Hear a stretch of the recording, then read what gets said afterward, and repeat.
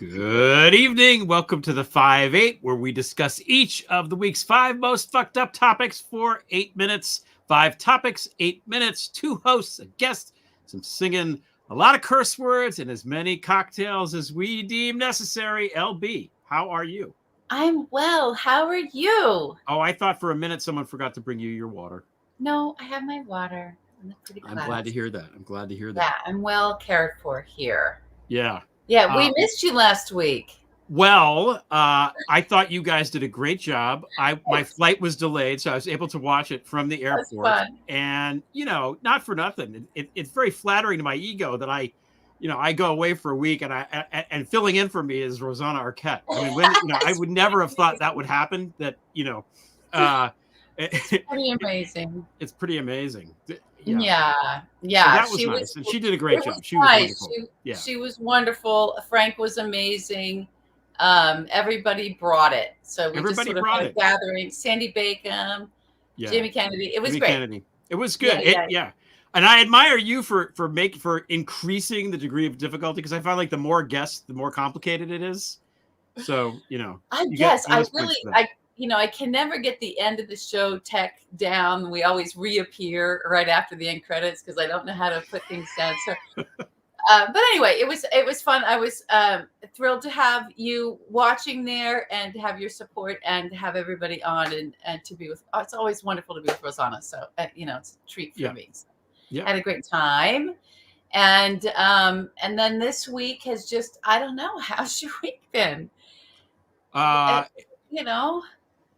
getting ready with these kids. Your kids are going off to school. We have a little bit of a break, but not really because all these other things are happening. So we've got a busy couple weeks to come, but I know you were doing a lot of prep work this past week. No, it's a lot of prep work. My living room looks like a warehouse because I just have tables set up with shit piled on top. And there's 2 kids going 2 different places. So it's just a lot of stuff, sheets and toothpaste and just, pens and things, just stuff that people are maybe going to need. I don't know. One little quibble though, is nobody in the Democratic Party have any kids going to school at all? Like, why are we doing this week? This is all incoming freshmen are going to school. I know. The DNC is happening right at the crux of getting your kids off to college. So we will be off next week. We'll be off the week after that because then that was our planned holiday. So this is it for tonight. We are going to have an after hours. Coming here, so we'll say at the top of the show. I also want to say at the top of the show to everybody, thank you for subscribing. Thank you for purchasing memberships, for hitting the like button, all of the great things we want you to do. I just wanted to say that on the top because we have some incredible, and I can't see because unless I have my glasses on, guys, I can't read anything. And then it scrolls by too fast. But we have some incredible members who are gifting memberships to other people. And we see this just about every week. And so a shout out from the top of the show for everybody that's gifting these memberships for other folks. I think this is the time to do it. So hopefully we'll have a nice big gathering for the after hours tonight because we got a bunch of new members. It's going to be good. I forgot that you're drinking water, and I'm drinking a Manhattan, but not with Luxardo. I'm having my Mercieca cherries. Oh yes, well those are the very special cherries. Maybe a little hint, maybe a little hint. Maybe a little bit hint about who's coming on tonight. All right, so let's get to it. I want to also say, this week. Your Twitter game was back to like 2018 levels. Yeah, I'm coming back. Yeah, I was like, wow. Well, I don't know. You ate your Wheaties or something because it was like, oh my God, how many? There's like lots of tweets. I couldn't keep up, and I thought, it's good to have you back on Elon's health site. Yeah, and people are seeing them, which is the shock, right? That's the shocking thing because I haven't. I got off because it was too many Nazis and so many trolls and nobody was seeing my tweets. But now it's happening. And even Elon in his weirdo interview with the weirdo of the weirdos, the 2 weirdos weirdoing it out, called it Twitter and not X. I thought that was quite lovely. I love that he can't even make the transition to his stupid rebranding. I know. I know. Bad with the dead. We know this about him. All right. So are we going for it? Are No, you ready to jump in? Or you have something else to say? what I have to say is that Yeah. one of your tweets, which was very long, was so good that we wanted to talk about it tonight We do. on the show, and we wanted to lead off with it. In fact, so Okay. crank up the timer. Here's the timer. I'm starting the timer. Let me The- go to it because I barely remember it. But it's just this. Kamala is not this, and I could tell it was coming. I put the tweet out right before I could tell the roar from the press corps was going to reach this sort of whiny pitch of she's not talking to us, and we're the ones that you have to come and talk to, and this is like the gravest, most despicable thing that any candidate can do is to not talk to us, the press corps. We're all of 12 years old individually. Some of us may have graduated. The others, I don't know if we have degrees, we don't have degrees. They were paid for daddy anyway because we can't afford this job without high degrees of nepotism and living off of somebody's goodwill. And we would never have gotten the job if it wasn't for some nepotistic thing. I'm sorry, I'm calling them out for that. A great number of the folks that sit there and cover the politics are quite literally handpicked and put there. Yeah. Possibly for their stupidity, but definitely for whoever they came flying out of. So we'll get to that whole thing later on. But, this fevered pitch, you could feel it coming of just this Kamala won't talk to us. Yeah. She hasn't had a president. It's like she's been vice president for 4 years. Everything about her is transparent. You can report on what her policies are. The platform is clear. She's going and talking and doing the things that she needs to do. And why would she give you special time and special effort right now when she's very busy? But why would she give that to these folks when they can't even bring up to her opponent that he is a convicted felon? I haven't heard him be asked about that once. This isn't just unprecedented territory that we're in.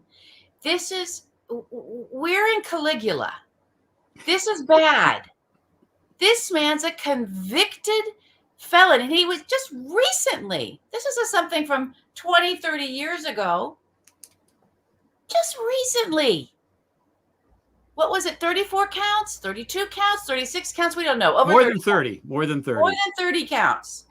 Guilty, guilty, guilty, guilty, guilty, guilty, guilty.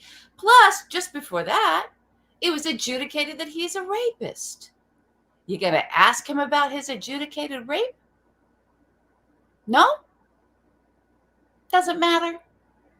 That doesn't have anything to do with anything. This man who just can't stop assaulting women. That's fine. Don't need to ask about that. Not fine.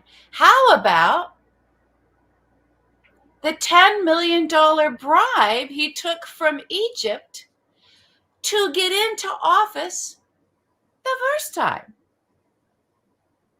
Breaking news about that, new information about that, in that there was a full-on FBI investigation into the $10 million he took from Egypt, going through a bank in China, a branch of the Egyptian bank that's a state-owned bank.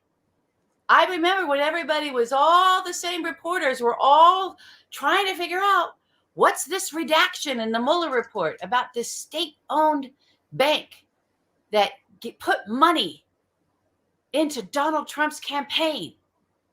Why is it redacted? How dare you redact things from us? We're going to file FOIAs and you're going to tell us exactly who this is. Okay, well, you know who it is now. It was Egypt. And he took the bribe. He took the bribe because he kept saying, I'm a billionaire. I can pay for my own. I don't have to raise money. I'll pay for it myself. And then, of course, he didn't, And right when his campaign was broke and said, we need $10 million right now, he gets it from Egypt. And God only knows where it oriented from there. He gets it from the state bank in Egypt. That's a big fucking story. Has anybody asked him about that? Nope. Has anybody heard that question asked? He stands, they say, well, Donald at least gives us these pressers. Mm-hmm. I think he just sits there. Now we had one from Bedminster where he stood up in front of his, as Kamala Harris campaign put it, his other house. Is that his other home? Standing in front of it with junk food, boxes of junk food as props on tables, because that's what his groceries are. Junk. This is the good stuff. He hasn't put it out. He probably just cleaned out his own personal, side cupboard at his bedside. Put all his own personal junk food out there, right, as props to get out to talk about that. But of course he didn't talk about that. He just went on and on and on about the same garbage. He did a rally. He's doing rallies for like 45 minutes or whatever. And then there's 200 people there. Does it count as a rally? Questions at the end, but he didn't really answer because he just lied. So he wasn't answering. All whilst being swarmed by flies landing on his face, so much so that it trended on Twitter. I was like, why are flies trending? Flies on shit. We're back. Mm-hmm. Flies landing on the dirty diaper, Don. So anyway, I tweeted about it because there are questions to ask, and I thought maybe they need a little help. So here are my questions. First, the $10 million bribe and what he gave in return. He did give shit in return for that bribe. There was a quid pro quo. His use of Epstein's plane as recently as last Saturday. We learned about that after we were off the air Friday. You weren't with us, but after last Friday night show, it's Saturday morning, or maybe it was Sunday morning. I don't remember. All of a sudden the news comes out. Hey, that plane on Saturday that Donald Trump was using, that was Jeffrey Epstein's plane. Anybody gonna ask about that? No, too salacious. That's not really about politics. That's not really news. Hunter Biden's laptop is still getting headlines in the New York Times as of this morning. But Jeffrey Epstein's plane and how Donald Trump came in possession of this and why he's been using of all of the private jets. It's not like we have a shortage of private jets. We don't have a shortage of billionaires, guys. We just don't. Of all of the planes, he's using Epstein's, which is wired to the gills. Come on.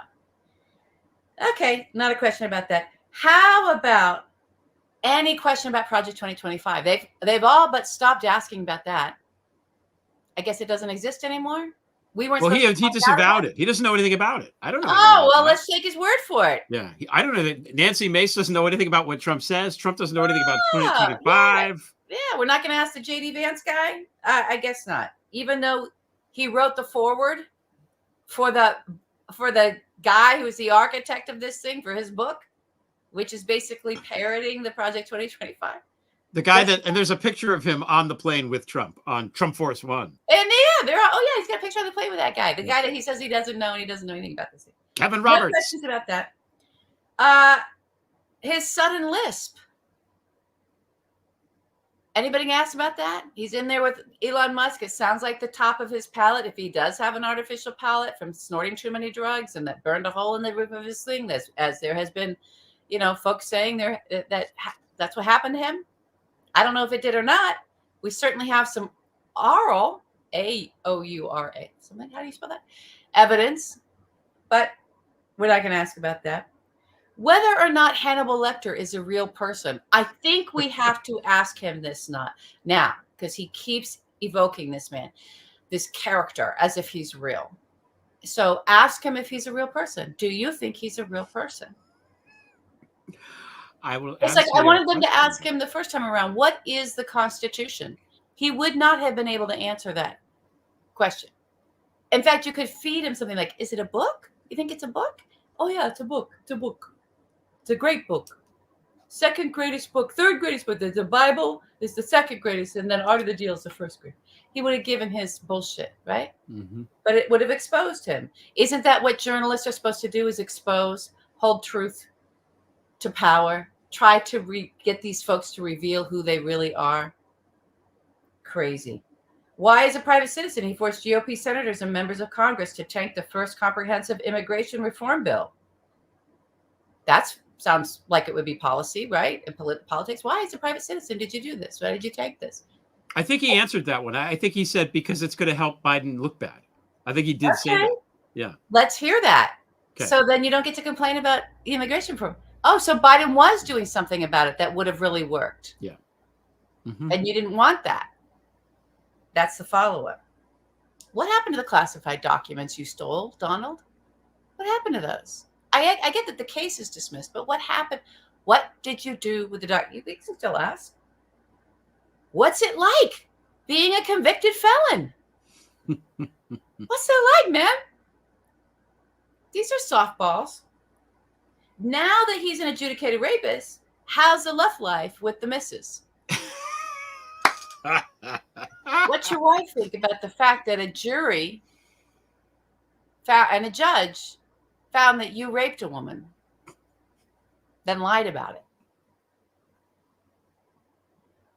Now you got to pay a bunch of money that was supposed to go to Melania, I'm sure. It's her money too, her kids' money too, for the rape. And finally, in my questions here, where is all the money going from the campaign? Where's it going? Because there's no evidence that it's being spent. So where is it going? They've got a ton of money. They're not spending it on venues. They're not spending it on ads. They don't have a ground game. That's where a lot of the money goes for. Not at all. None. To pay to support that. There's none. So where's this money going? Where's the money? These are just some. The other big question I really want to know, and I think this is a key one that I didn't put here, but if we ask it and keep asking it and pulling on it, is why can't you pick a partner? Yeah. What's wrong there? He's on wife number 3. And I mean, she would have left. That's the reporting. She got out of there. Mm-hmm. And then did some kind of transaction. He has to transactionally keep them. So he can't pick a wife. He can't pick people who will stick with him. He can't. And he can't pick a VP. He says how terrible Mike Pence was. And now there's all this reporting, all under the cloak and dagger, nothing asking him directly about JD Vance. So that he wants to get rid of him and replace him. Is it ever you, Donald? You're the common denominator here. Maybe it's you. That's a question you can ask. But I really do think it's an important question to sort of pull on that. Why can't you pick a partner? Mm. How can we trust you with making decisions for our nation, for 300 plus million people, all of those lives, military, all this? How can we trust you with those decisions when you can't pick a partner? Look at Democrats. Democrats, they don't have a problem. Every Democrat, like Joe Biden, Jill, he's got it. Kamala, brilliant pick. She's running. She's probably going to beat Trump. I think she's going to win. Mm-hmm. Picked a great partner. No problems. Donald can't pick a partner. I'm still married. Love my partner. Bill and Hillary are still married. Regardless of what went on with that marriage and whoever he is, he knew how to choose someone that worked for him. Yep. In that marriage. He picked a great partner.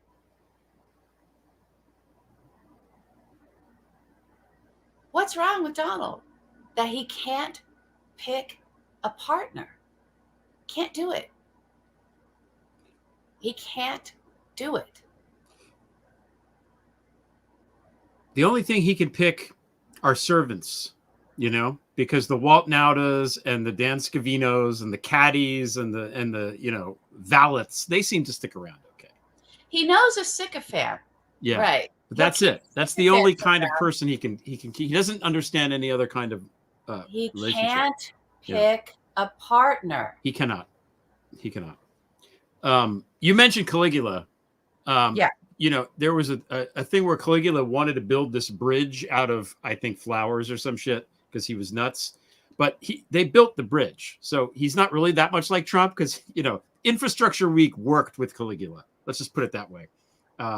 He actually when he said he was going to build something, the thing got built. That's all I'm saying.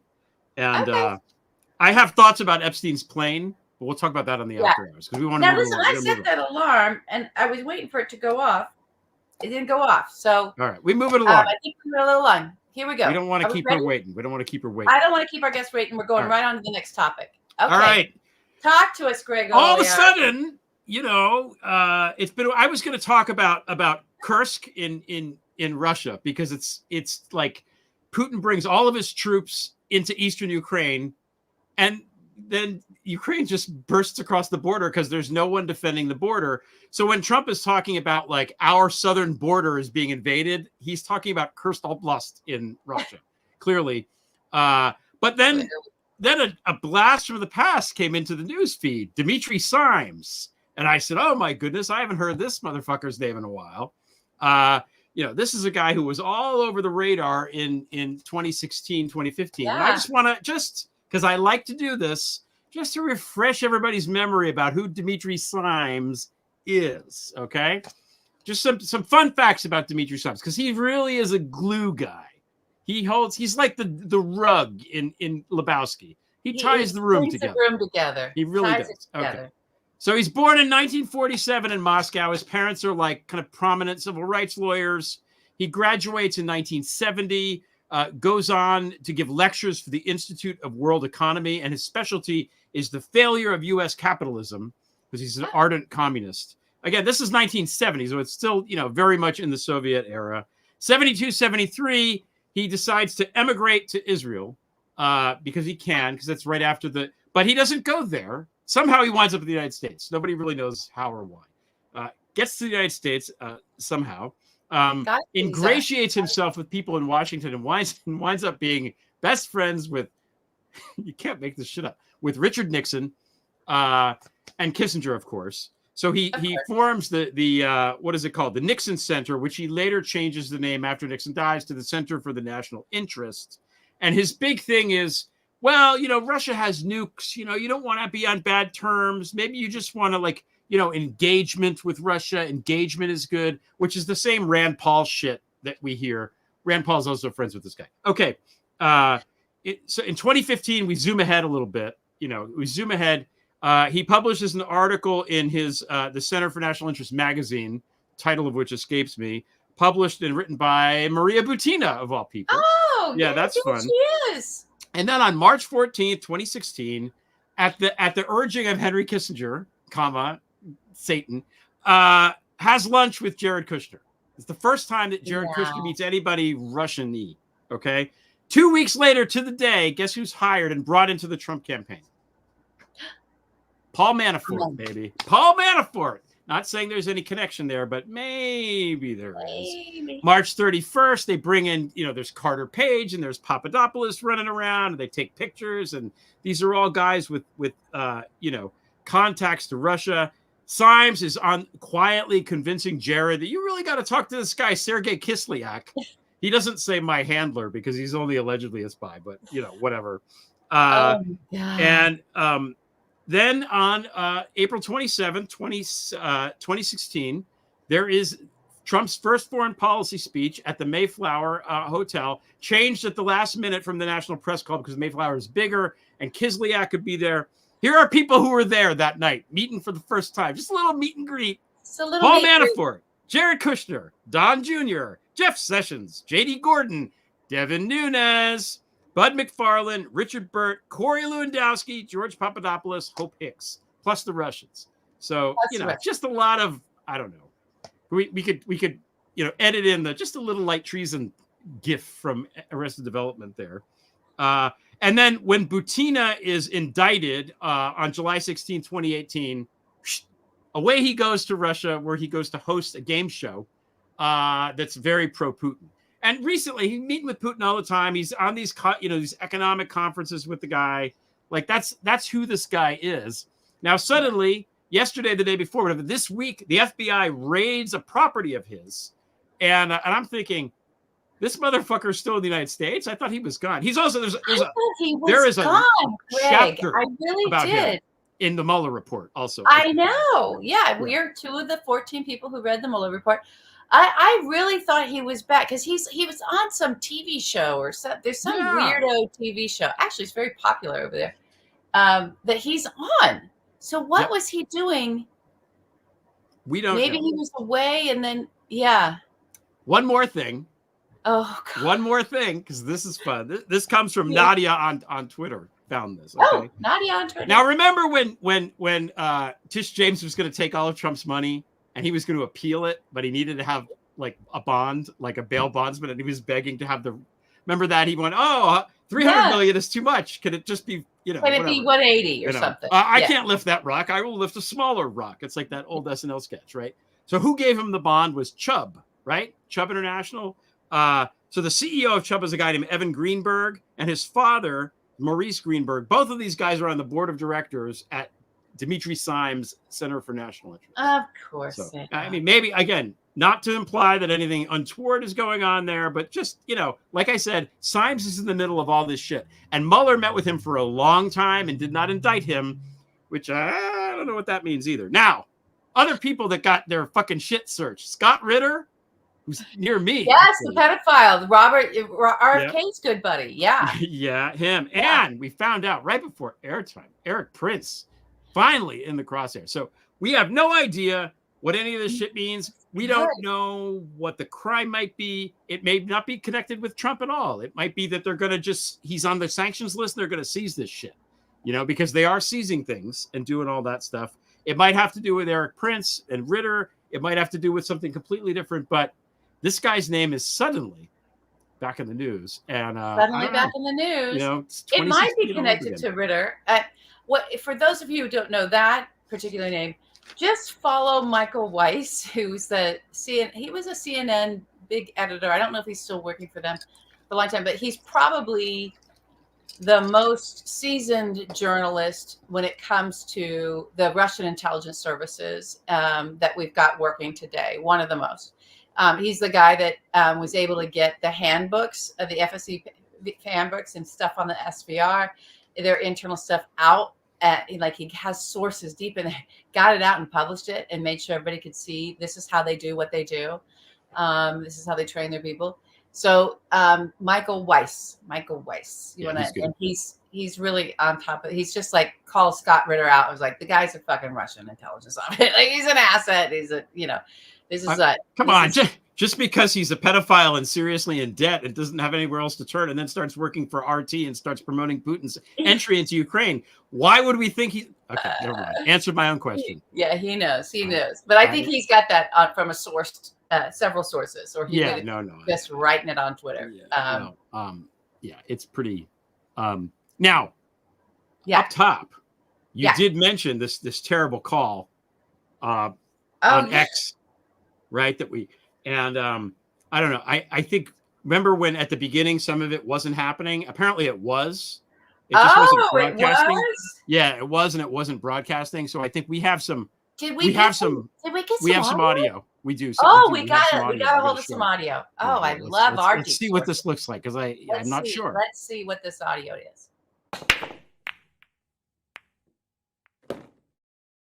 This is Casey Kasem. I'd like to make a request. Mine as by the Eagles. What is Hello, McDonald's. I would like a Big Mac, another Big Mac, 2 small fries, and a Diet fucking Coke. You know my order. Why am I even talking to you? Should have already had it in my hands. What the fuck? Have we tried 4 seasons total zooming? Have you thought about buying Greenland? I bet you could buy Greenland all by yourself. What if we went half seas on Greenland? Could somebody get me Hannibal Lecter on the phone, please? I want to settle this once and for all. He's real. The great Hannibal Lecter. There's 10.1 billion people on this call. That's gotta be a record. Good job. Well, thank you. It's 10.1 billion. Billion with a B. B as in boobies. That is America. Oh, there's something on my tie. Hold on. Wait, put the book back and put the water right here, but take the lid off of it. But okay, pour some of the water out. It's too full. I can't see you, sir. This is audio. But does it look good? Don't tell Barry this, but I'm gonna have his legs cut down so he's shorter than me. Eric too.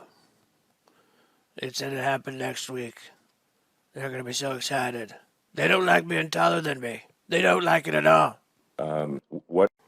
Hello, Elbow Tesla. Donald, great to.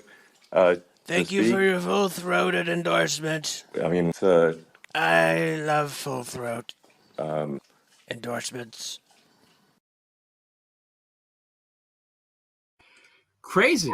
That's some crazy stuff. Oh I don't know where we got that. I don't know. I think it was an Iranian hacker that got it. I'm not sure. An Iranian hacker. Not sure. Yeah. You know, I think Washington Post a DDoS attack on the Twitter, but it was somebody unplugged something. I think that's what it is. And we were able to sneak in through the microwave with Kellyanne Conway and get that recorded. Yeah. I feel like someone could just walk in there and just do it. You know, just like that woman walked into Mar-a-Lago and said she was a Romanoff, and they were like, "Great, yeah, oh hey, yeah, or Rothschild, or whatever." Shit on our computers? Go ahead. All right, we've kept our guest waiting long enough. She is a historian of political rhetoric. She's a professor of communications at Texas A&M. She's the author of Founding Fathers, Rhetoric of Heroic Expectations, and Demagogue for President: The Rhetorical Genius of Donald Trump. Jen Mercieca, welcome back. Yay!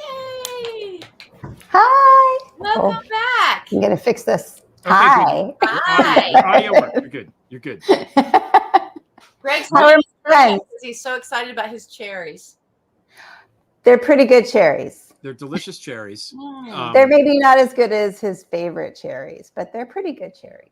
I like to have a variety of cherries, you know. As one does. Variety is the spice of life.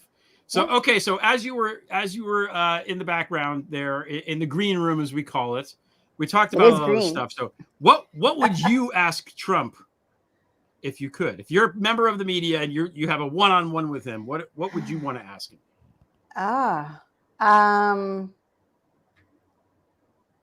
I mean, I really want to know if he ever took a rhetoric class, because everyone always asks me, and he never released his college transcripts.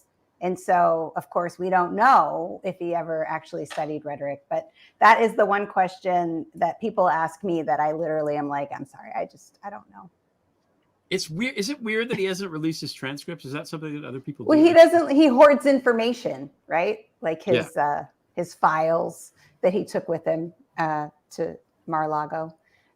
He hoards things. He's a hoarder. And so he doesn't, he's never let us know about his assassination attempt, and we never saw the medical records for that. I forgot to ask about the ear. You're right. Why did the ear? He's a hoarder of information. He talks nonstop, but he doesn't actually give any information. No. That's kind of a talent, though, isn't it? Yeah. Well, it's a certain kind of skill. Yeah. Yeah. It's a rhetorical genius. It's in the title of a book that I like. You know. Yeah. So I want to give you now. Okay, back in December. It's December 20th, 2019. That's a long time ago. That's a long time ago. 4.5 years ago, right? Almost 5 years ago. Some time ago. It was some time ago. You wrote about these guys, these MAGA fascists. You wrote, what we need to do is to weirdify fascism, to make fascism weird. That was the word that you used. And finally, 4.5 years later, you heard me.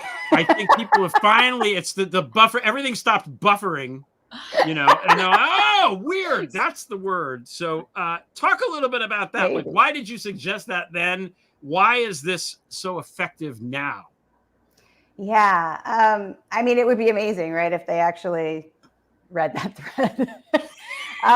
So in 2019, I was starting to think a little bit more about fascism and how fascism works, right, as a sort of rhetorical argument, which is, and I think I've said this to y'all before, but their fundamental claim is that politics is war and the enemy cheats.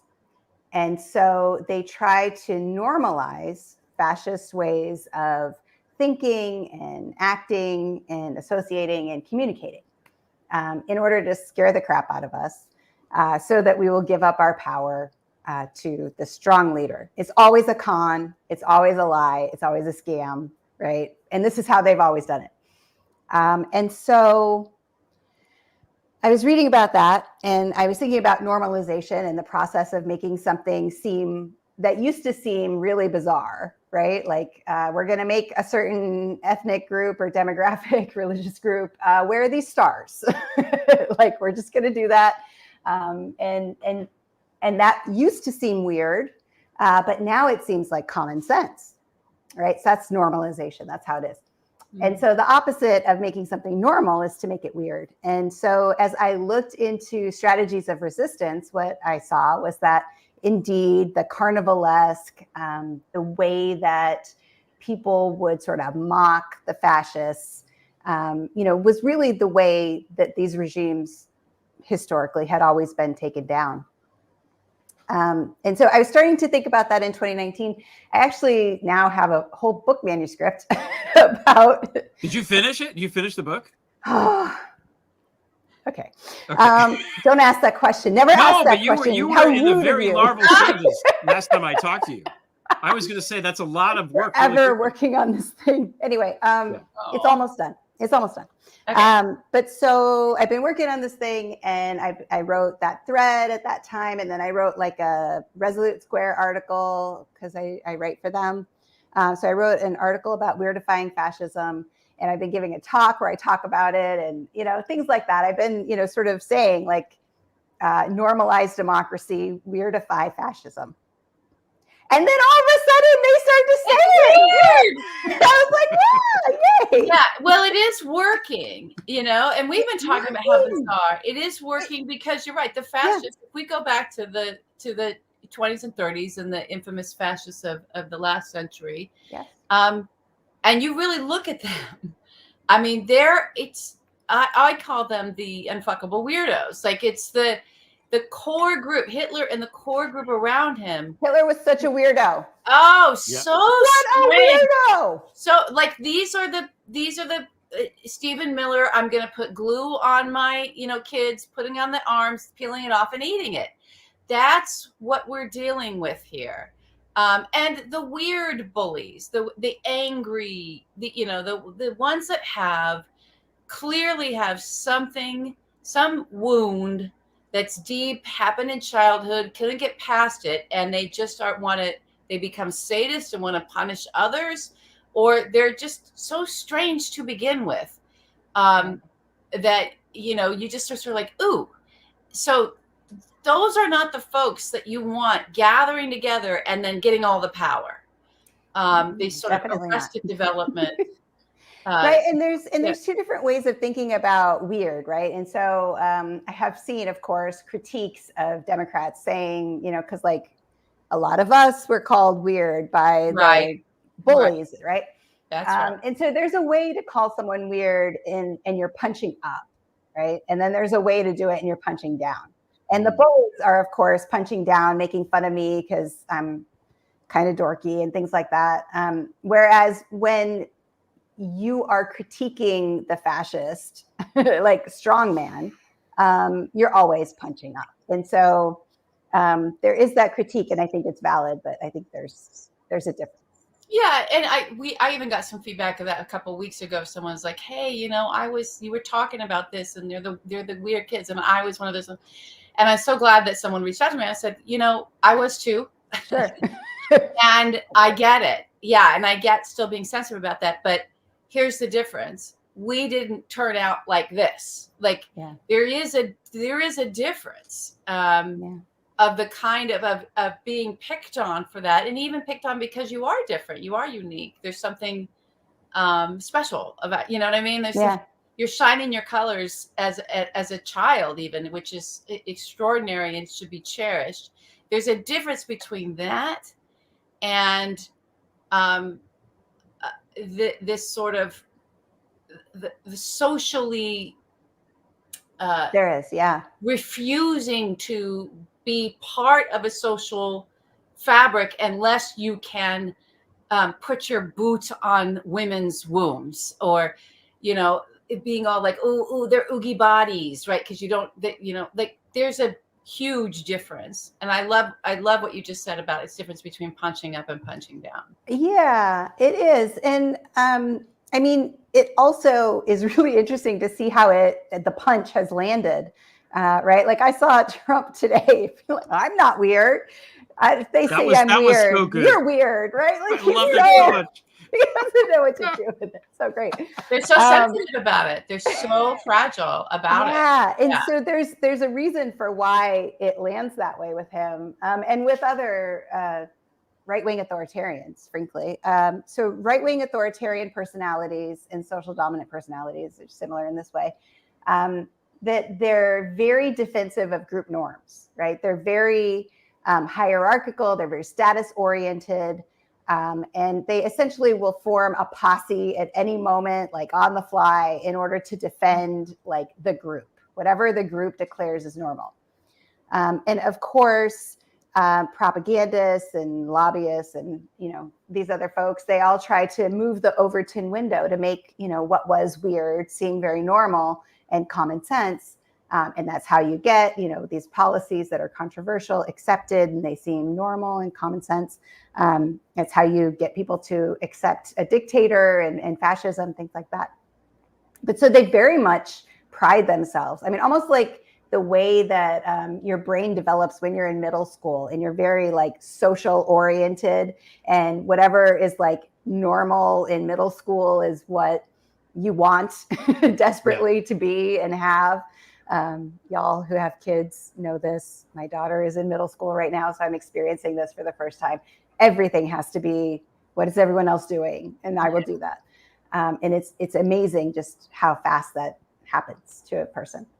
But so they have that, like a very strong, like we are the normal ones. And all of like Chris Rufo and all of the right-wing propagandist stuff that has been going on for the last few years has all been about pointing at liberals, right? And saying they are scary, they are weird, you know, creating hate objects out of people, reifying them, and saying, right, that we're these terrible people who are trying to do all these terrible things. And so for this like Midwestern dad governor guy to just be like, I don't know, seems kind of weird to me. I mean, folks aren't hanging out in the bar talking about book banning. What are they doing? You know, we mind our own business because we're not weirdos. I mean, right?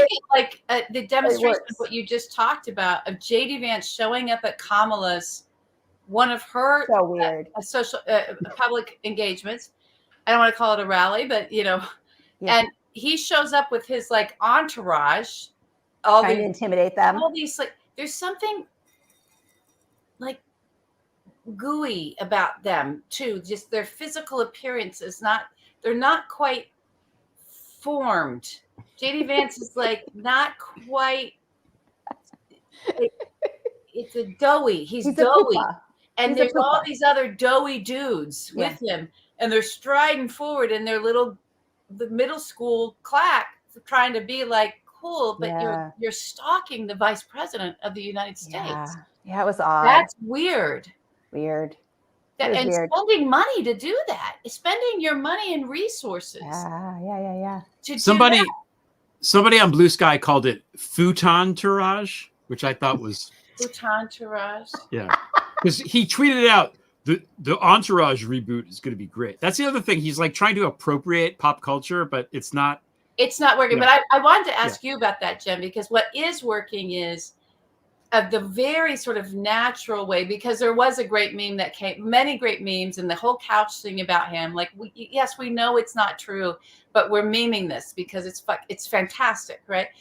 But someone put up a meme of that picture of them, and then right below it, the guy, Roy Scheider from Jaws saying, "We're going to need a bigger couch."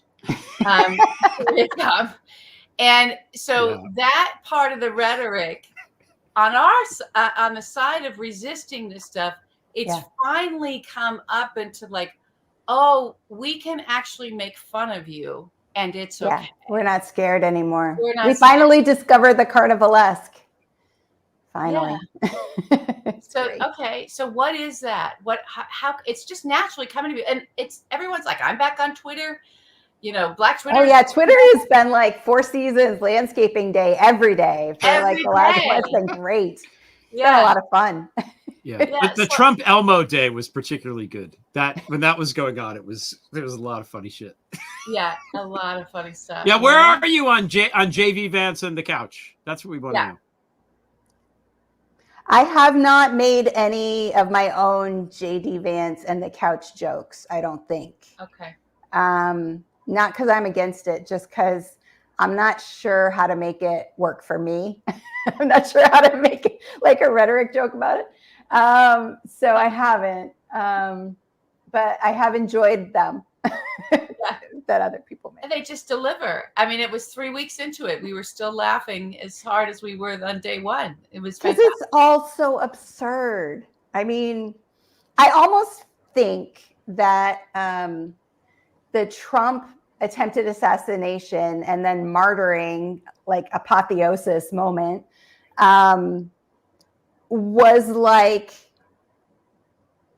this rip in the space-time continuum or something like that, right? Totally. Because there was like a week or so of Donald Trump is a martyr.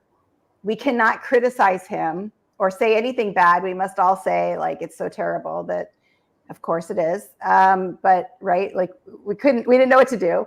And then they had the RNC, and it was all like the media was just like, everything they said at the RNC was repeated without any interrogation. So it was like, Grandpa Trump isn't the fella you thought you knew. He's somebody else, and he's so great and swell. Like, and you were just like, whoa, what is going on? Trump is going to win, and we are just doomed, right? And then it just broke. It just like snapped. Joe Biden broke it. Joe Biden, he bested him. I love the fact that Joe Biden did this. Yeah. Do you think I was happy to vote for Joe Biden, by the way, because I was going to vote for anybody but Trump, right? So I didn't have a problem. And I think Joe Biden will go down as one of the greater presidents. Right now, he's ranked 14th by political scientists. So low, it's ridiculous. No, 14th is pretty good. He's going to be top 10. He's going to be top 10. I think he will. I think he will be remembered as a great president. I think him stepping aside is a Cincinnatus moment. So if you know the story of Cincinnatus, you know what I'm talking about there. It's the model that George Washington followed. And so, what I love about it is y'all probably know about reflexive control, like the Russian propaganda strategy, where they try to make their goals your goals so that you think that you're making choices that are good for you, but actually it's Russia has created a context and fed that context specific information so that you think that the way they want you to think, basically. It's very successful. Anyway, so it comes out of their military intelligence. It's developed over the 20th century. Of propaganda and how to craft it. Combat propaganda. It's combat good stuff. Propaganda. It's very interesting. But so Trump also, right, has been doing reflexive control. And for years and years and years, he has shaped the information environment so that he can defeat Joe Biden in 2024. And I was always hopeful that Joe Biden would win. But for a moment there, about a week and a half, it really looked as though Trump was going to win this thing from like the fluke, really, of the attempted assassination, if nothing else. And and Joe Biden just like put on those glasses and got the ice cream cone, and he was like, not going to happen, right? And he changed the dynamic completely, because the way that reflexive control works is that you have to understand and be able to game out the options that your opponent sees and predict accurately what they will do. And Donald Trump could never, ever, ever predict that somebody would willingly give up power, right? He is so power hungry. He could never, ever imagine that Joe Biden would do that. And so that simple act, which is a great act, absolutely befuddled the whole like several years long program, right, of feeding this context. They wasted so much money, so much time, energy, all of it to poof, up in smoke. Poof. It's interesting that the bit about the space-time continuum, because I feel like it's both things. I feel like it's Biden for sure. What you just said is absolutely, I agree with. But I feel like I call it the Trump rally shooting because I don't want to dignify it with the A word. The fact that it's fucking shrapnel. He got hit by he got a boo-boo. That's what happened to him. And the farther along we go from it, the more ridiculous the whole thing seems. And we haven't seen medical records, so we don't know. We're never, if the medical records showed that he got shot, they would be on the front page of the New York Times. So it was we're never probably something from the stage, right? Yeah, it's not happening. So I feel like it's one of those that's the emperor is naked moments. It's like, oh wait, like everyone sort of woke up collectively in that week of time, which is kind of crazy. Yeah. And then like this phoenix rises up, right, from the situation. It is Kamala Harris, and she's just amazing. She's perfection. I actually wanted to ask you, I wanted to read this to you because they've also her campaign. It's almost like they just came in and they're running full speed. I feel like there were folks ready to do things with rhetoric and framing that maybe that wasn't working or going to work with Joe as pointedly and as sort of creatively as it's working for Kamala. So I also feel like the whole team, everybody leveled up in a wonderful way. But I wanted to read this. This actually went out yesterday before Donald's Bedminster, whatever it is. And so this is just their tone. And I want to hear your thoughts on the tone that they're taking and how they do. This is from Kamala's campaign. For planning purposes, reluctantly. August 15th, 2024. Media advisory. Today, Donald Trump to ramble incoherently and spread dangerous lies in public, but at different home. Today at 4:30 p.m., Donald J. Trump, loser of the 2020 election by 7 million votes, will hold another public meltdown in Bedminster, New Jersey. Date and time, Thursday, August 15th. Venue, not a battleground state. So they don't even say where it is. It's not a battleground state. Preview, not so fresh off the NABG, National Association of Black Journalists, Florida, and Twitter glitches, Donald Trump intends to deliver another self-obsessed rant full of his own personal grievances to distract from his toxic Project 2025 agenda. Did we lose Jen? She'll be back. Unpopular running mate and increasing detachment from the reality of the voters who will decide this election. These remarks will not be artificial intelligence, but they certainly will lack intelligence. And it has one more paragraph about Kamala and what she's going to do as opposed to what he's going to do for the middle-class families. So, I really wanted to hear what Jen had to say about their tone and how they're going at it. But they're somehow captured. It's not trolling. They're trolling him without trolling him. There's not a meanness here. It's not hijacking the joy at all. They're being honest. They're being honest and also expressing this sort of fatigue that we all have with a sense of humor intact about Donald without going low. So this isn't going, we go high, they go low. They're not going low. They're just sort of shoving the dirt over the people who are in the sewer, just sort of burying them, right? Which is what I've been saying. When they go low, bury them. Just, they're already down the gutter. Just put some dirt over that, right? Pat it down. Make sure it's buried. Like Ivana on the 9th hole. Ivana on the first hole.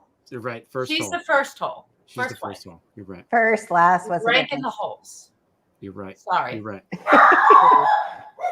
Oh, my dog is barking. So what do you think? Jen? What do you think about her campaign's tone and how they've been taking him on, and the words that they're choosing, and how they're framing him?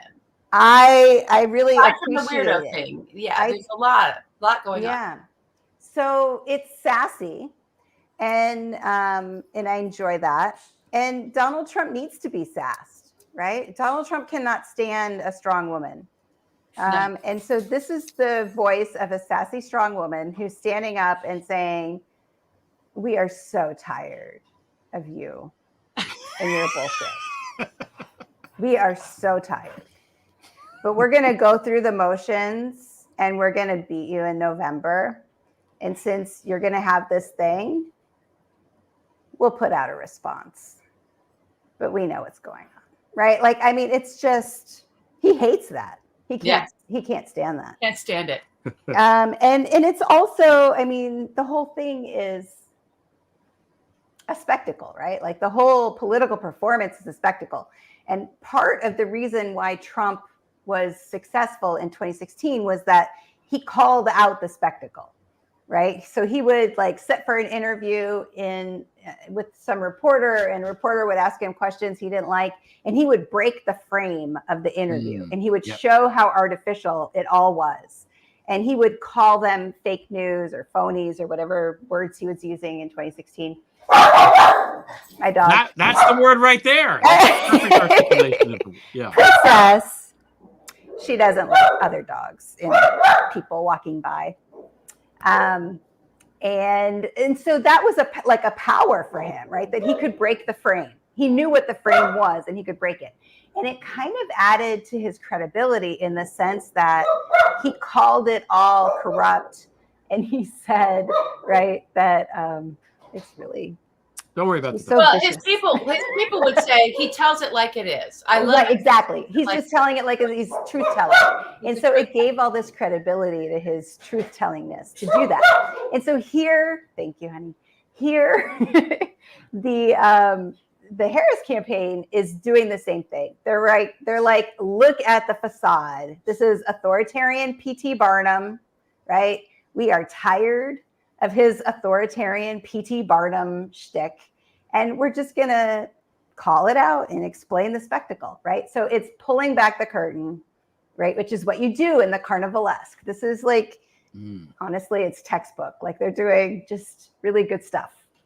It's like Wizard of Oz stuff, where they pull back the curtain and reveal the Well, yeah, I mean, so when you critique the normalized fascism, you want to expose it for what it is, like give the game away, tell what it is, and you want to mock it, right? You want to make fun of it, so that you show that it has no power and you're not afraid.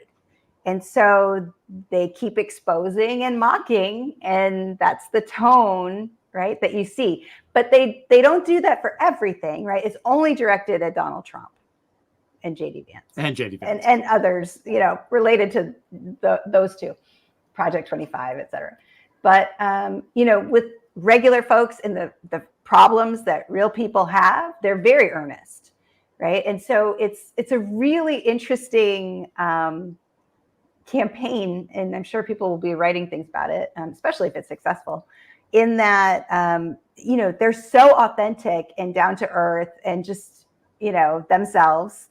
And they're doing these videos where they're interviewing each other. And, we have all this stuff, from before with Tim Walz and his daughter. And it's all, there's this very sort of authentic public record.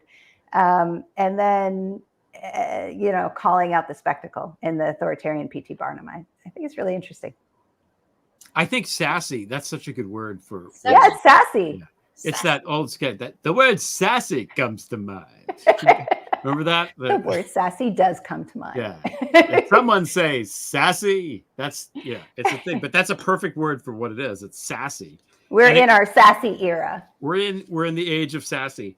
Yeah. And it goes into the fourth topic too. It just does go right Jen, in. you segue for the next topic. Yeah, you're good, right? You can hang. Oh yeah, the dog. Our doggy has been. The doggy has been taken away. Yeah. Oh, all right. Well, let me put the timer on because we do time the fourth topic. All right, Greg, get us into this. Well, we want to talk about, Jen, what you were saying before, what's interesting about what's happened to Trump. And I think the reason the whole thing is sort of like, it's like short circuiting is because now they were so convinced they were going to go after Biden, who's an old white establishment man. And now they're going after Kamala Harris, who's much younger and a woman and biracial and very attractive and very accomplished and smart and not afraid and all these things. And they have no fucking idea what to do, even though they have been the contrast does not work in his favor. No, not at all. No. They've been workshopping on her for years now, and nothing has hit. So I just, I wanted you to talk about that a little bit before I get into the other thing we're going to talk about. But the idea of, the difference between the two people and, why is their campaign failing to land any punches here? What is it about her that makes it so difficult for them to function right now? Yeah, so all of their attacks were, like you said, geared towards Biden. So they had been presenting Trump, and as they have done since 2015, as this alpha male. He's a strong man, he's got the orange face and the cotton candy hair, and he's the shoe lifts, and he's talks fast and loud, and he's vigorous, and he's the opposite of Joe Biden. Even though they're, of course, very close in age, and Trump is none of those things, right? But they had been, of course, creating the myth, this myth, the authoritarian P.T. Barnum myth, this character. And so Trump is very comfortable playing that character. He's been playing that character for a long time. And he was going to win the election playing that character. And it wasn't even going to be hard for him, really. I mean, he wasn't going to have to do a lot of rallies. He was going to, kind of hang out at home, maybe, have some folks fix the election for him in the states or whatever. And it was going to be fine. Kamala Harris has a campaign that is fundamentally premised on contrast.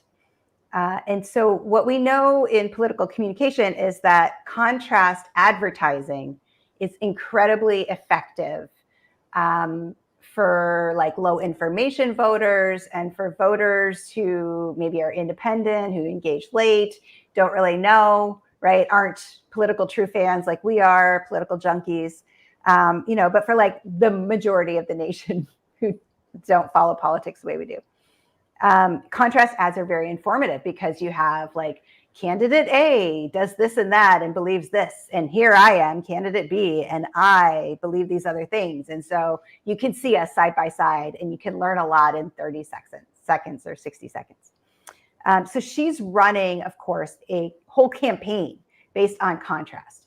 And so two or three different levels of it even. So one is the biography, right? So I am a prosecutor, right? She opens up her every rally with this sort of section that she loves to deliver, and she delivers very well, right? Like, I am a prosecutor, and I know, right? I prosecuted rapists, and I prosecuted people who stole money from students in college, and I prosecuted, right? And she goes through this whole thing, and I know Donald Trump's type, right? She loves to deliver the line. It's such a great contrast. And so that is a real important fundamental difference. And you can see it in the rest of the speech is similar. So she does contrast in terms of content and biography. She does contrast in terms of who she is, right, in her person.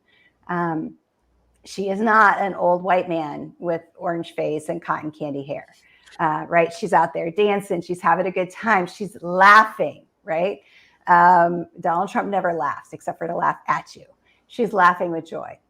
And then I think that's the third level of contrast, actually, is that Donald Trump is doom scrolling, right? He is fear and gloom, and American everything is carnage. Terrible, and America sucks. Yeah. We're a third world nation. Everything's bad, and you should feel bad.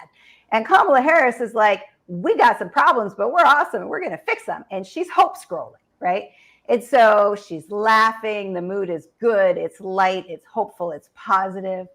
And so that's a third layer of contrast that I see so far, right? In this thing. We'll see more like with the debates, how this contrast stuff plays out some more. But yeah, so far I see really good, strong contrast work. And I think that that's one of the reasons why it's been so effective.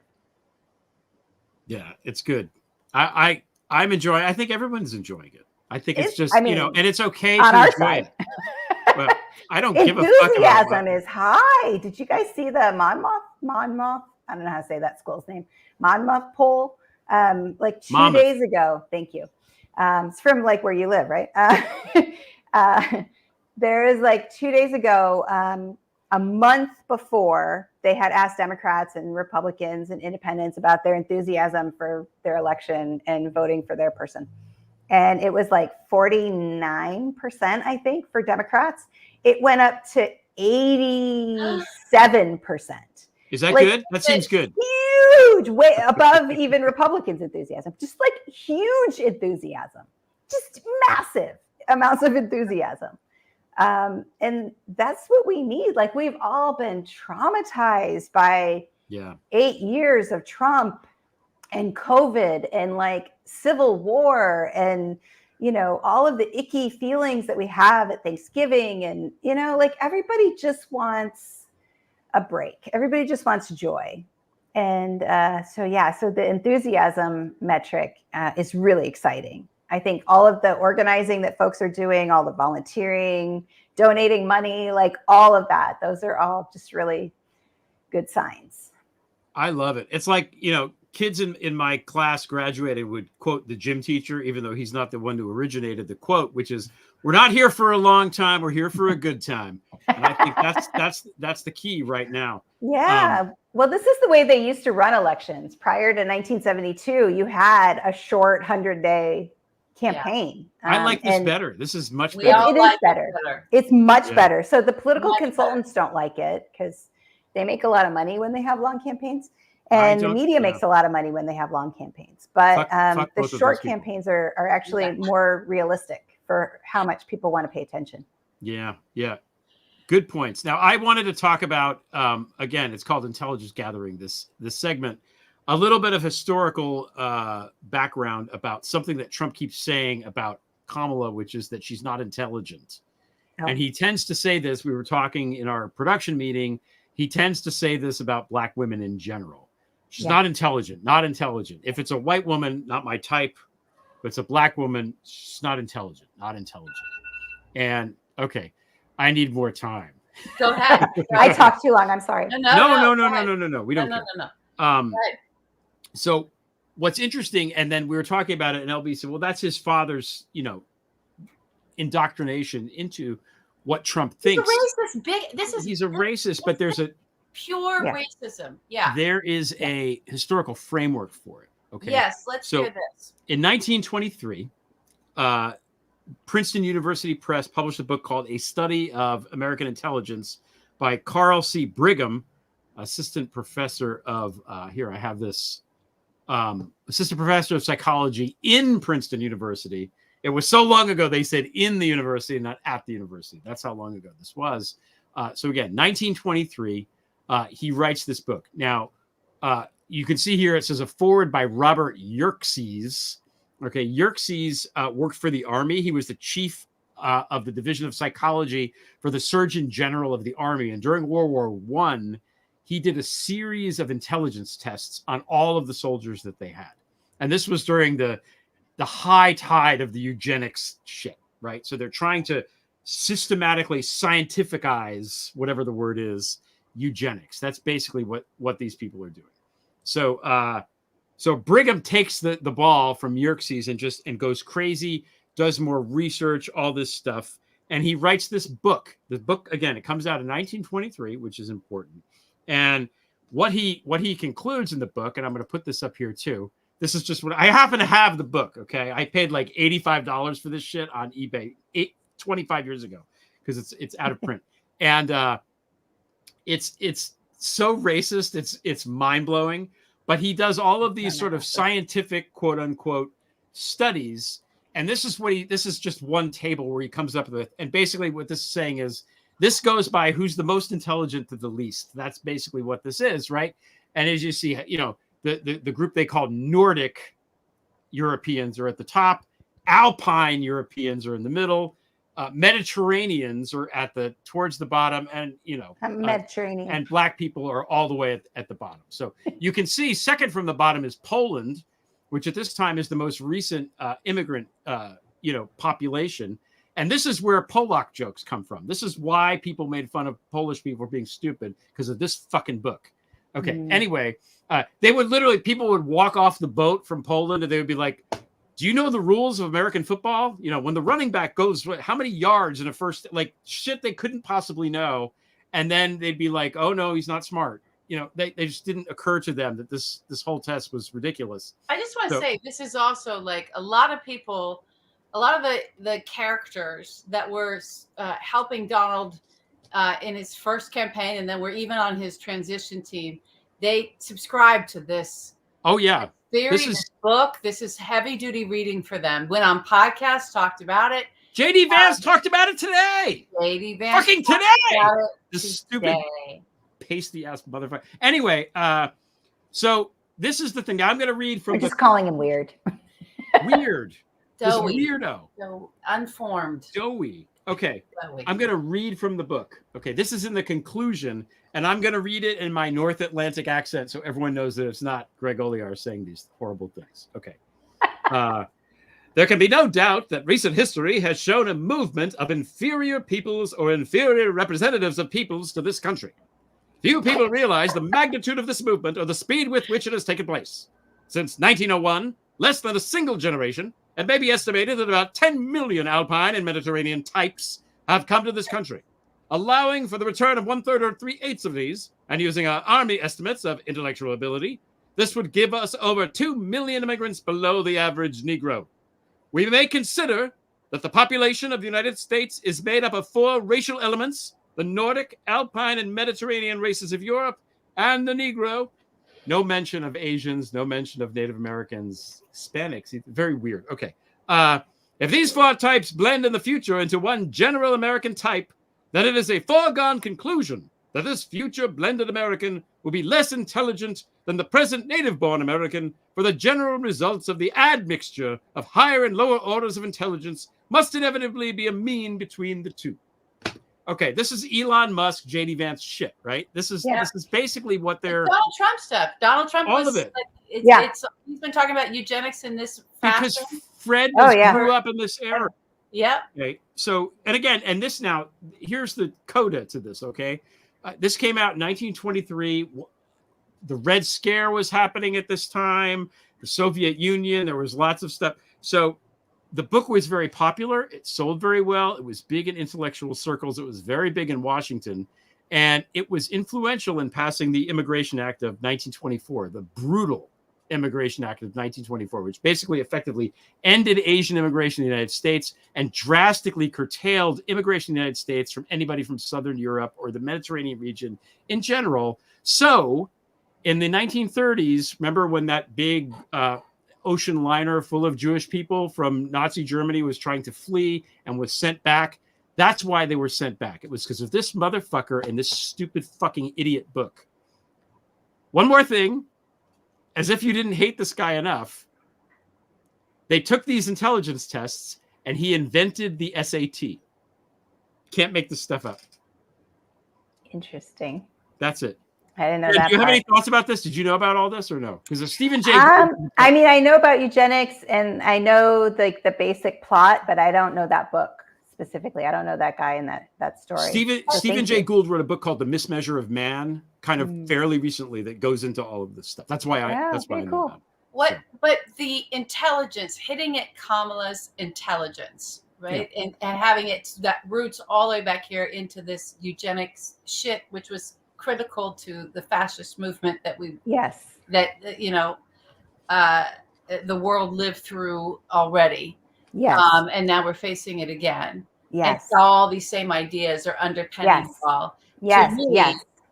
Otherizing her in that way is not just trying to land a hit on both that she's woman and she's a mixed race and African American, but otherizing her in a way for his dumbest followers, which is quite a lot of them, because you already have the races. Like, you don't need to court, right? He doesn't need to court the same people he's got the whole way through, even the Nazis. I see this as a part and parcel to sort of, I've got a lot of uneducated, I've got a lot of dumbos. And I'm going to make that sort of saying, if you can make the dumbest white person feel like they're superior, right? To, to an African American, then they'll vote for you all day long. It's just like, or the poorest against, everybody he's figured that out, that his people need to keep looking down. So feeding them this rhetoric that she's somehow not intelligent. Because they're not really going to know. They don't understand what it means to actually accomplish what she's accomplished. Because these are people who they would never accomplish anything even coming close to this, to the beginning of her career, let alone where she is right now. Just impossible. It's absolutely a racist dog whistle, and he can get away with it because, it just sounds he can at least never use called out on it. Plausible deniability, right? Oh, she's not smart. That's what I'm saying. But it goes back to what we were saying about right-wing authoritarian personalities needing hierarchy and status, right? And being very defensive of group norms and all of that. And so the racism is just like perfectly aligned with the sort of fundamental needs of Trump's followers. In 2016 and 2020, both political psychologists administered the right-wing authoritarianism scale to voters, and they found that the one thing that Trump voters had in common was that they scored highly on the right-wing authoritarianism scale. All the different channels of voters that he has. Yeah. So like more than, race or class or anything like that, the one thing that they had in common was that they're right-wing authoritarians in personality. And they want to follow a socially dominant, strong leader. That's what they need, right? And fascism is sort of premised on right-wing authoritarianism and appealing to those folks. And so, in fact, the study of right-wing authoritarianism really started during World War II and has, continued since then. But it's really, really interesting stuff. And so when he says that, it's not at all by accident. It's very well calculated to appeal to his base. Base. All right. Well, that's that segment. Fun one. Lots of joy. We should have flipped it and gone with the joy second. Do we have any announcements, LB? Well, just that we're going to be off for a couple of weeks, everybody. And we are doing an after hours tonight. Mm-hmm. So for everybody that's a member that's joined our community, you can become a member on the main YouTube page. You'll see there, it'll sort of have a thing of join. I think it says it's the button, looking thing. It says join, and you can subscribe. We make a nice low entry tier. These folks giving away memberships. But we'd love it if you hit that. Is it $4.99? Come into that middle tier and become a member of our community, and then that opens up the extra content and the extra time together. So we'll have that tonight. Otherwise, just subscribe, all of that. We'd appreciate all that. We keep trying. Our numbers are growing, and we want to keep them trending up. And a lot of it is due to having really amazing guests like you, Jen. I can't even thank you enough for coming out tonight. Oh, thanks.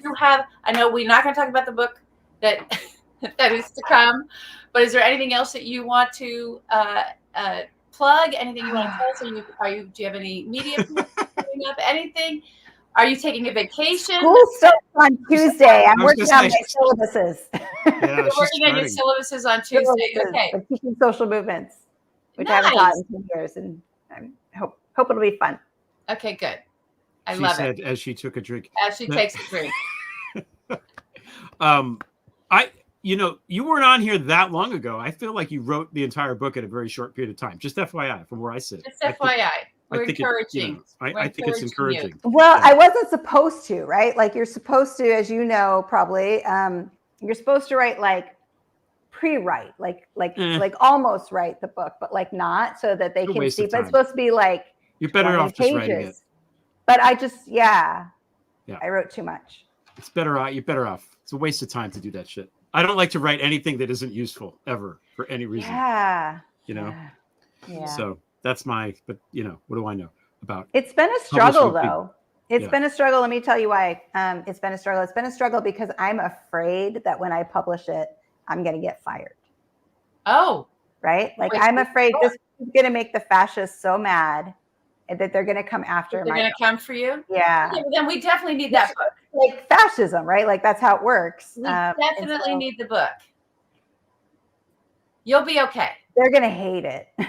Great. You're going to love it, but they're going to hate it. I can't wait for them to hate it. Just make it like, just put a lot of big words in it, and then they won't understand it. I would recommend that also. I mean, I want it to be good, like for folks who don't write, who aren't fascist scholars, fascism scholars.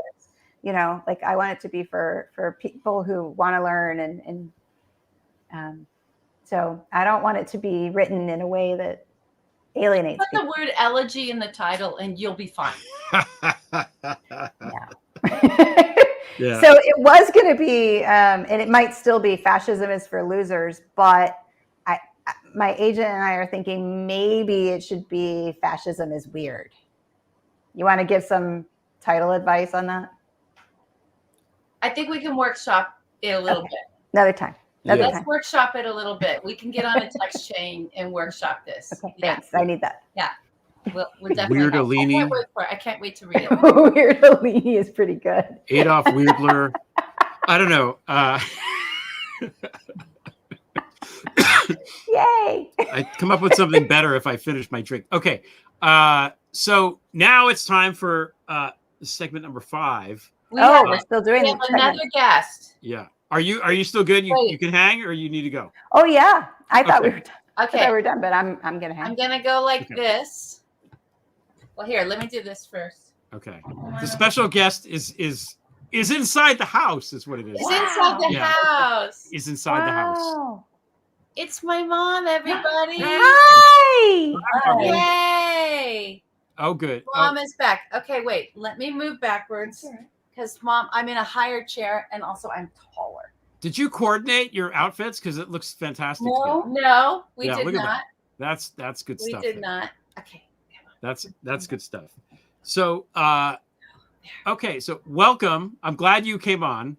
Oh, thanks. Because I know you were, maybe not, but we wanted to talk about, this thing that broke where JD Vance was sort of talking about grandparents in a way that was just weird and offensive and just like talking like talking about specifically I've got the 8 ball in my way, but specifically about the value of menopausal and postmenopausal women.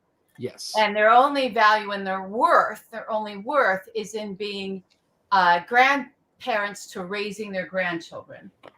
That's where their worth comes from. The purpose. Their purpose. Mm-hmm. Thank you, Greg. That's their purpose. Right. And so, I just still have my parents with me, and in the best way possible, that you want your parents around to like say, "Oh my God, what do you think of this?" and for them to share their experiences and their wisdom, having lived through an era that I wasn't a part of, right? That predates this, but also the same era as Donald Trump, the exact same era as this. I think you guys were even the same graduating class, the same year. So, he's saying this not about men, right? That they should be grandparents. What is their worth? What is their value? I don't know.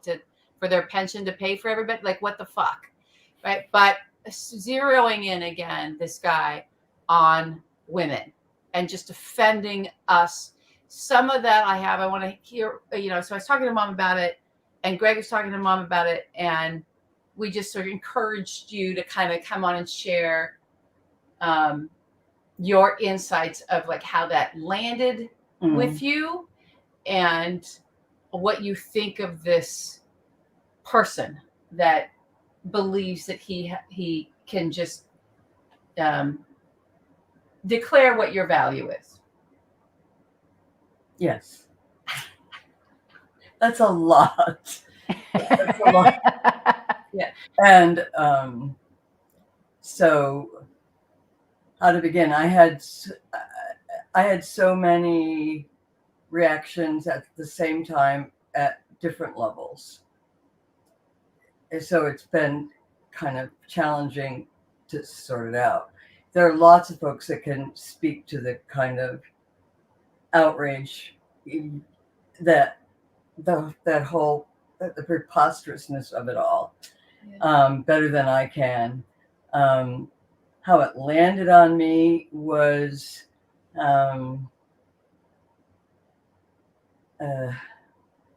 well, sort of helicoptering up. It felt like the continued assault that began, with Trump coming down the escalator. Even before that, you could see it was coming in 2012 at that White House correspondent. The White House Correspondents' Dinner. You could see it then when he reacted the way he did to Barack Obama's mocking of him. And so all of that, Donald Trump, who decided that he was the one who had to rename everyone, re-identify everyone, just because that's what mob bosses do. And so he needed to do that. And then I don't know. It was like this rapid journey down to JD Vance deciding, is that his name? I never remember his name. Yeah, it's his third name. It's one of his names. He's got many names. Got 3 or 4. Yeah, whatever his name is. That and what I wanted to say, and what I think women my age who have done the work that we did through ERA amendment and all of that, everything, marching and burning your bras, all of that, which I was privileged to be in the thick of, all of that hard work and sacrifice, to, if any of us have the right to say, look, fella, really, under whose authority do you think you received permission to tell me who I am or what my purpose is? No, you don't get to do that. Yeah. And then at the same time, it was also sort of almost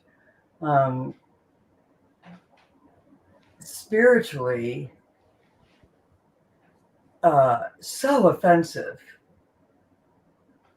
And so beyond dismissive, that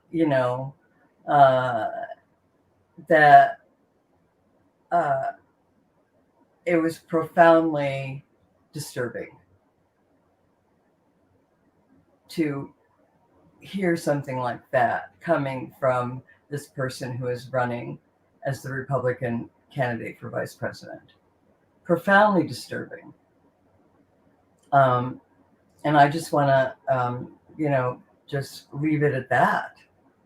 And he was talking about his mother-in-law, like her choice and decision. He was sort of, that's where it was coming from, was this unearthed interview or whatever of like thinking that he actually could also name and categorize her choice and what he was doing to her for choosing to come and help raise his child. Because clearly he wasn't gonna do it. Like it was like grandma has to show. I mean, who knows what's going on in the house? But it's like it's sort of this.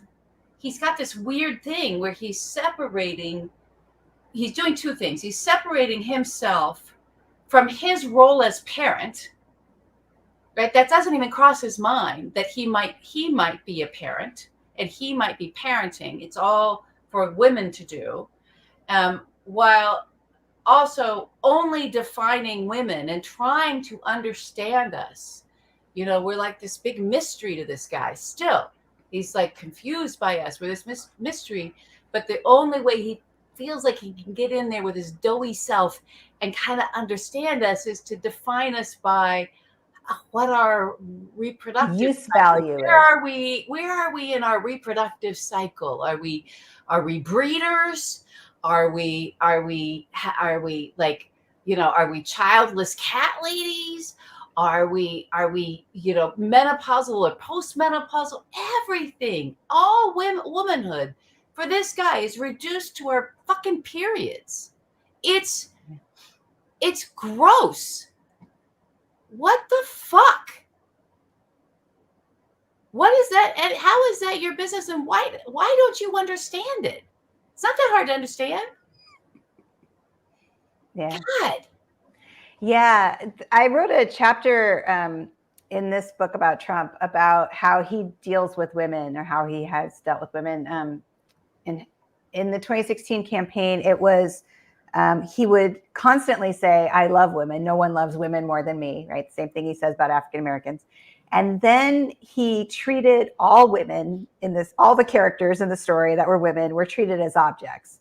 Mm-hmm. And they were either treated as sexy objects or treasured objects if they, had like positive use value for him. They could make him look good. They could be, mothers or whatever, like they were sexy in some way. Then they were treasured objects. But if they were not those things, they were not sexy, they were not making him look good, or they were not, making babies or whatever, then they were hated objects, right? So all women were objects of one kind or another. And it just depended on where they were, whether they were hated or loved. Wow, that's interesting. Yeah. And writing that story was very interesting for me because I wrote about how Trump uses reification, which is treating people as objects, in a couple of chapters. And the way he did it with women specifically was so much different than he did it with Muslims, or I think with Mexican immigrants is the other example. But, so those were just unequivocal, just hate objects. And this one, there was like this binary, but objects nonetheless. And it was really eye-opening for me. I of course, have read a lot of women in gender studies and feminism and, that kind of stuff, but I hadn't done a lot of writing about it. And so just trying to tell that story, it opens a lot of wounds, like you sort of start to remember all the times in your life when you've been treated like that or whatever. And so, yeah, I think for a lot of women, it's just like how you're a mom and how you feel, it's hearing this being said, like it's not even a thing that you should be ashamed of. It's just like this obvious thing. It's what's the other thing I want to bring this up, because there is reporting, the very little reporting we get on Donald that's actual journalism, but there is some actual journalism, some reporting coming out saying, who is he thinking he's going to turn out? What is the focus of the campaign? And they're focusing on, a lot of this is coming from Barron, right? Not that he's a source, but like it's being reported that Barron is kind of key to this understanding that the campaign has now, or Donald has right now. They're thinking they can get young men, mostly young white men, like we're talking about in your, from 18 to 25. That there's huge demographic at the polls, by the way. Huge demographic of voters. 18-year-old men, great. They're there. But that they could turn it out, mostly white, but it could be another thing. And what they're doing is, in what you've described as the two things, instead of him having, a Madonna whore complex, he's got a fuckable, unfuckable complex, right? So it's all about what arouses him. Yeah. Right. And even Kamala, we talked about with Alon, he was saying, oh, she's an attractive woman. I mean, what are you going to do? She's attractive. So that's part of the confusion in there for him. It's like, oh my God. What do I do? What do I do? It's not Elizabeth Warren, it's not, he can't go Pocahontas on her. Like he doesn't know what to do with this in that she's attractive other than saying it's like Melania, right? She's kind of like a Melania or hit at her intellect. So just know, everybody, there's a very cynical thing happening here. And he put talking about Twitter, and he put out on Twitter from his account that was dead and now it's back, or one of his campaign accounts, 2 videos side by side, a tweet with 2 videos. And one is women that are his age, singing sort of an old folk song about how they're not going back. And then, which America do you want? You want this, or do you want this? And the other video plays is a woman in a MAGA thong one-piece bathing suit with American flag, and she's some rock beat, and she turns, a young woman, in her 20s, and she turns around and just shows her ass, and basically like come to this ass. So he's using this hypersexualization of women, specifically targeted to young men, to turn them on, thinking that there's enough of them that are going to come out and vote. So there's a very cynical ploy in here, even I think for JD Vance, who is part of this whole troll crew and all came out of that 4chan world, to attack older women, to evoke an outrage, to evoke a thing and cement that imagery with the Democratic Party, because they know how to attack that. They don't know how to attack Kamala. And they're lost in there. So I think there's a lot more calculation to this than one would think. But I loved what you were saying earlier about talking about this in spiritual terms, like for you, because that's who you are and where you come from and your belief set of, why does JD Vance, it's a real, who do you think you are and who do you think you're talking to? Right. And not from the realm of like, I'm going to assert my power over you now, but from the spiritual realm of like, who do you think you are to assume the role spiritually that is of God? Right. That's God's role. And you're talking to, who do you think you're talking to in that? Yeah. Yeah. And the other thing that was interesting in that interview that where this came up when it was just a transcript. There wasn't a video, right? It was an audio with the transcript. I think it's like a podcast audio. Okay. Yeah. And the guy kept egging him on and kind of giving him, and at one point, and giving him his answers before JD Vance answered, like not knowing the answer to this, blah, blah, blah, blah, blah. Did your mother-in-law, did she show up, and blah, blah, blah. And Vance said something to the effect of, it was the most successful, he said transmission, but I think he meant to say transaction, that I've ever done. And I thought, oh, wow. All of this stuff that he's talking about, the raising your child, who gets to raise your child? Who gets to be a part of that, growing up in relational experiences and healthy bonds and all the rest of it, he sees as transactional. You got free help. Very disturbing. Yeah. Very disturbing. And it was like once we've, managed to help these pathetic old women understand, that they are of use, and we do need them to do this because after all, that's, and once that's over with, we can just sort of flick them off. Like the little lint that's a bother on your on your suit jacket. And I think that's profoundly disturbing, even more than Trump, in a way, because he has lots of names for people, and he also has, earned lots of names on his very own, rapist, felon, predator, all the things, bully, fascist. I mean, all of those. Oh, you said earlier, Mom said earlier when we were talking about this, she goes, and talking about Vance and Trump and the whole energy of it. He's like, the salute is not this, it's this. That's right.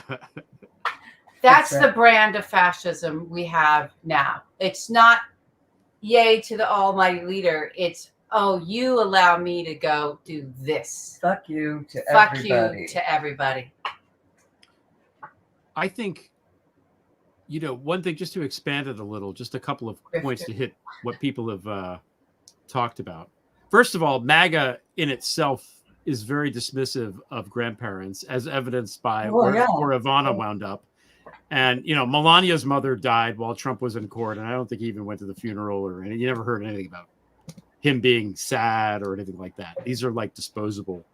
And I think that when they go on with like the DEI and they talk about that, that's racist, but it's also sexist. It's also woman hating, because that's also what it means. I've worked in HR and I've been in meetings where people talk about diversity and all this stuff.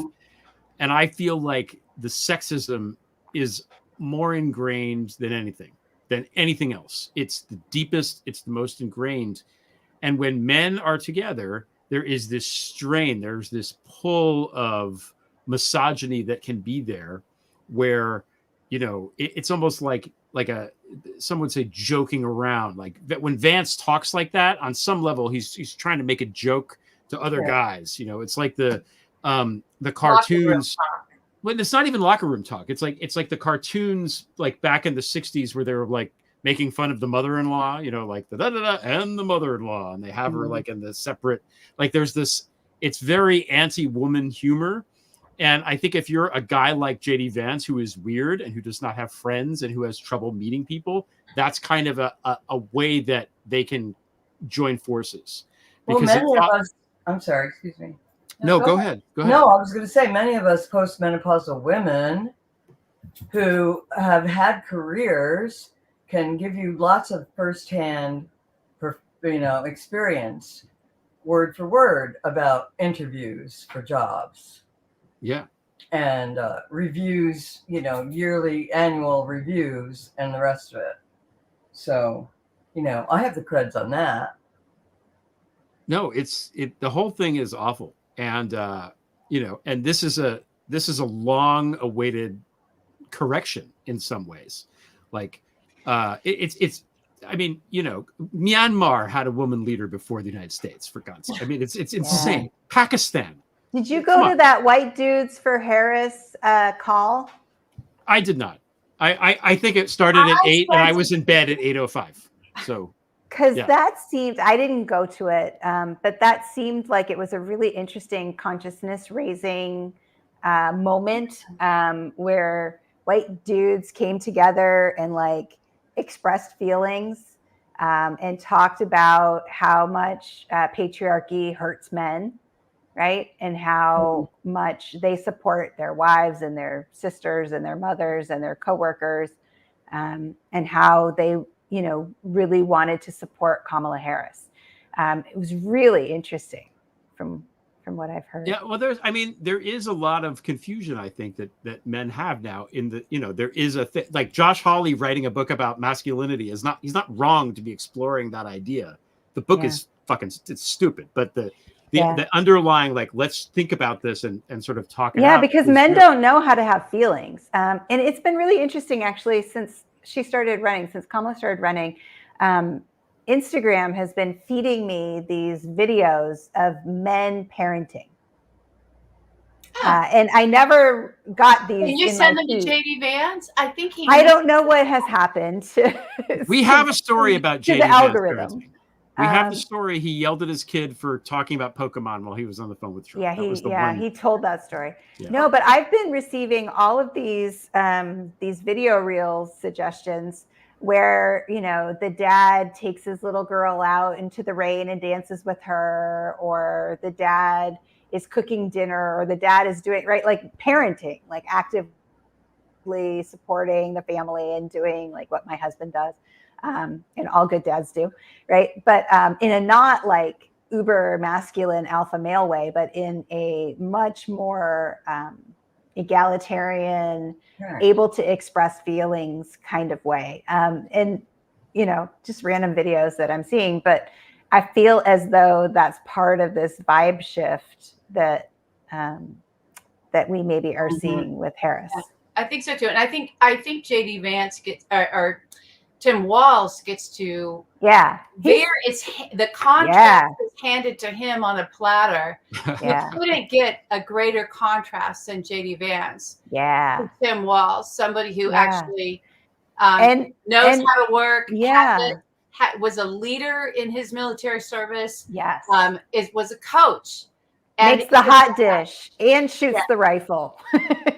and wins the shooting contest on the Hill, right? So wins the shooting and the hot dish. Everything that's the thing. What's different there and interesting, and I hope the campaign continues to lean in on it, is that Vance is trying to project a certain persona that Tim Walz inauthentic.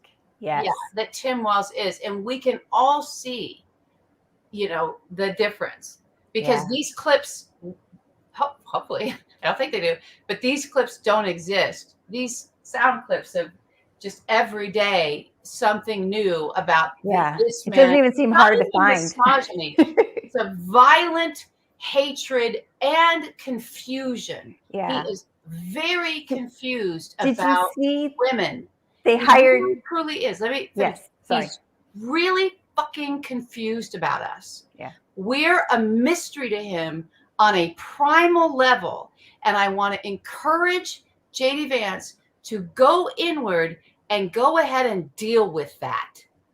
And it doesn't involve a Halloween costume with some weirdo synthetic wig. I can get you a better wig, lady. I can get you real hair. I can get you a gorgeous wig if that's what you need. But stop being so goddamn lost when it comes to over 50% of this nation's population. If you want to be in a position of second to the president of the United States, right, and be the vice president, we're not going to give you Handmaid's Tale. You're not going to get Gilead. You're not going to be able to make Gilead. It's not happening. That's not what America is going to become. It's just not real. I understand that he watched that show and he had finally feelings of some kind of arousal around women. But that doesn't mean that it fixed you. And so taking that and trying to shove that into the government with Project 2025 is going to fix you. Yeah. Go inside and deal with yourself. Yes. Stop being so fucking confused. How about that, JD Vance? How about it, JD Vance? Okay, we're running long. So Jen, what were you? I want to go. That doesn't matter. I can't. No, that was great. No, I Mom doesn't have the outrage. I have the outrage. I'm glad that menopausal too. This is menopause. I'm full on menopause. There are 2 fans on me right now. It's like 30 degrees in this room, but it feels like 110. My poor mom. But you know, this is, you know, where you get with wisdom. This is where you are literally in the heat of the furnace. I'm just glad you talked about the you know, the show, The Handmaid's Tale, because I've heard that before this week, and I'm glad that you got it. Okay, so Jen, what were you going to say before, and then we'll go back to Barbara, and then we'll call it a show because we got to get ready for the after hours. So I was just briefly going to say that he hired 5 more dudes to help him with his campaign. So like you just. I don't know. Chicks love Corey Lewandowski, though, don't they? They seem to really like him. It's clear. I mean, I'm sorry. No, that's sorry. I just didn't get the right pause. Jeff had an associate. Jeff, my husband, Stephanie's dad, is a retired pastor, and he had an associate. We were in Texas, in Austin, when this young man came on board, and he was fantastic. He was just a great preacher, and one time he made a comment about. So I think it was a person that had done some wrong, just a regular, something on the news. And Mike said, "That man is headed to hell in a kerosene suit." I've used that line. I've used his line before. My Twitter followers will know. Headed to hell in a kerosene suit. And that's what it feels like. It is what it feels like. Hiring 5 more. I mean, they're just gonna. They're doubling down on whatever it is that they're going to stay the course. They're doubling down on the incels, on the they're going to do it more. Not enough of them. I think, and the people they hired are.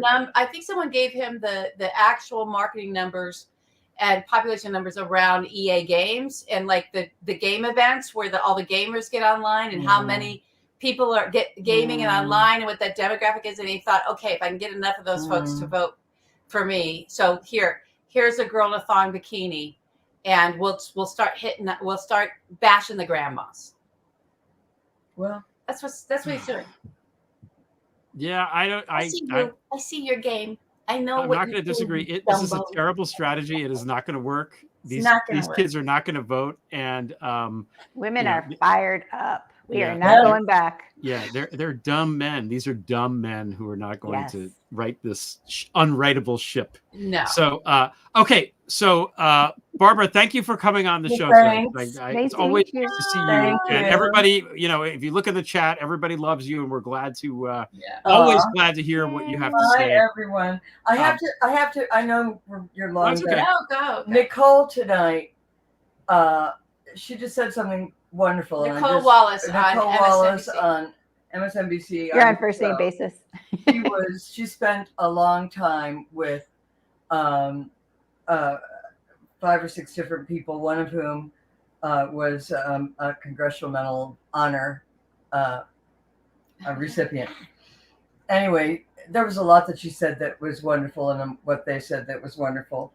But at one point when she was talking about Trump and this whole thing, and this whole soup we're swimming in, whatever, talked about the erasure of selflessness, which I just thought was that's good. Beautiful. Devaluing it to the point of erasing it. The selflessness. They're all Randians. They're all about being selfish. Right? Yeah. Their mantra is "fuck you, pay me." That's always been the Trump mantra. That's or "fuck you, die." Yeah. That too. Right. That was during the COVID. But again, it's not this. It's that. It always is, which is why the couch stuff is so much fun, and it's so delightful to watch him. They're so weird. Yeah. To watch it implode in real time. So Barbara, thank you for coming on. You're welcome. Jen Mercieca, always great to see you. And we'll want to have you back on, later on as we get closer to the election to see what what messaging has happened and what you can teach us more about. Are you all going to the convention? No. Do you get passes? I got 2 kids going to school. These people are not. Nobody there has any kids in college. Apparently, it's a terrible timing. Both Greg and I, we probably could have hit up people. We had friends that were hitting us up. Yeah. We were connected people. But I said, Greg, I can't imagine anything worse. In terms of, I know it's wonderful. It'll be exciting to watch it. But no, kids to college. I'm exhausted. I'm not going to Chicago in the heat. I was just in Chicago a week ago. In Chicago. So we're too lazy for that. I'm sorry. Not going to do that. But we'll watch. Then I'll see you here. You will see us here. Thank you so much for joining us. I'm glad that you were able to come on. Barbara, again, thanks. And, you know, the way that we end the show, as always, is, and it feels good this time. It feels more, you know, I feel more conviction about it than usual. What do we say at the end of the show, LB? We're going to get through this. We're going to get through.